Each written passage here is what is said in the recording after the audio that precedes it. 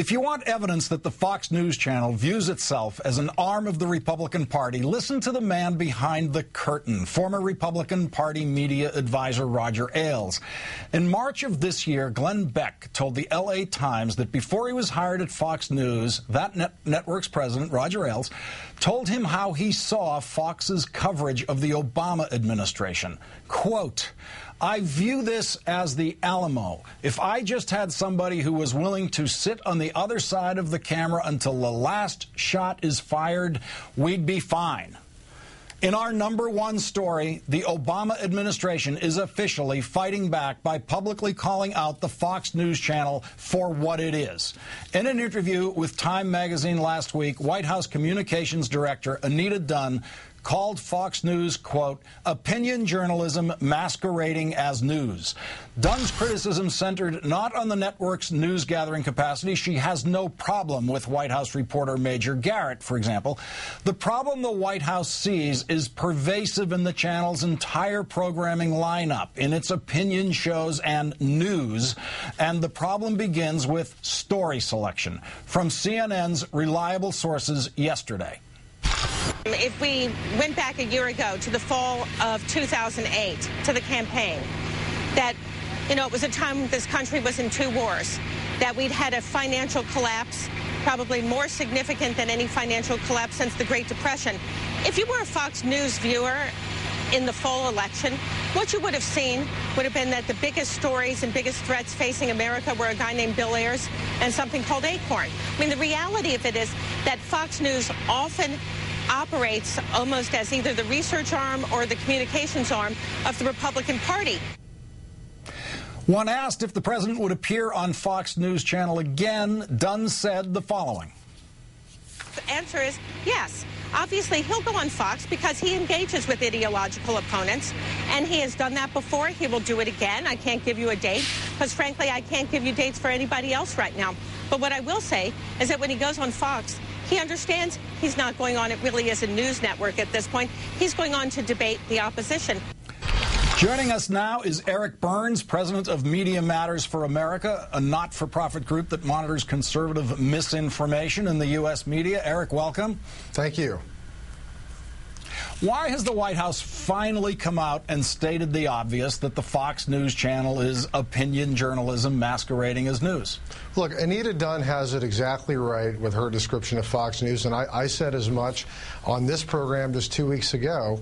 But I'd take it a step further, Lawrence. I think that what we've all thought of as a conservative news organization has really morphed itself this year into a 24/7 political operation with a very specific goal, and that is to destroy this presidency and destroy any sort of progressive policy agenda that the American people voted for in November. That's their goal. They've said it. You saw it at the top of your clip, and I think that that's what we're dealing with, and so Anita Dunn is absolutely right to call them out for that.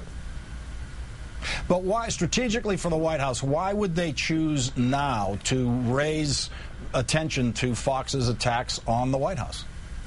Well, Fox's attacks on the White House, their attacks on the White House have gotten more and more vicious. They've been going on for quite a while, but they've gone on this czar witch hunt, which, of course, we've all seen.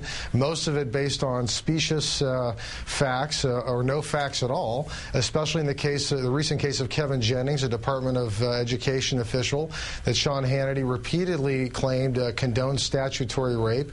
Media Matters was able to completely disprove that, and they've got a big board of 30 or so of these folks that they've actively targeted and said they're going to go after and try to get fired. That doesn't sound like a news organization. That's a political operation. I've certainly, Lawrence, been involved in campaigns as you have, and that certainly sounds like a lot more like what you see out of a political campaign.